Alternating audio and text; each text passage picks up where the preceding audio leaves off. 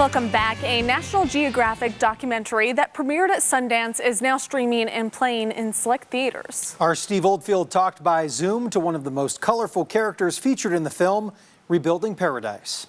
The town of Paradise is under mandatory evacuation. Rebuilding Paradise is a powerful and inspiring documentary about the small town in California devastated by fire and how they came together to rebuild it. And I'm not going to bail on it now. They share a spirit that reminds me of a lot of small towns across Utah. This is where I want to be. One of Paradise's biggest characters is featured in the film, former Mayor Woody Culleton. He and the filmmakers traveled to Utah back in January for the world premiere at the Sundance Film Festival. At 7:30 in the morning, this town started to burn down. Woody admits parts of the doc were hard to watch. You know, we had healed some, but people were still pretty raw. What is your message to people in little towns in Utah?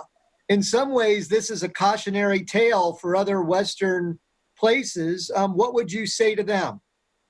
You know, one of the simplest things you can do is make sure that if your gas gauge on your vehicle shows that your tank is half empty, fill it up.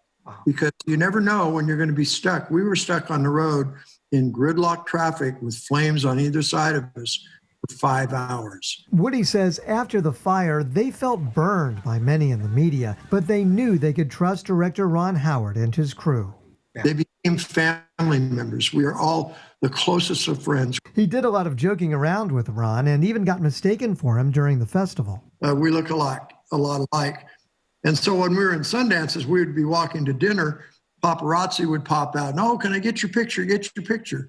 And it was pretty comical because I finally made a button up at one of the venues that said, "I'm not Ron." Steve Oldfield, Fox 13 News, Utah.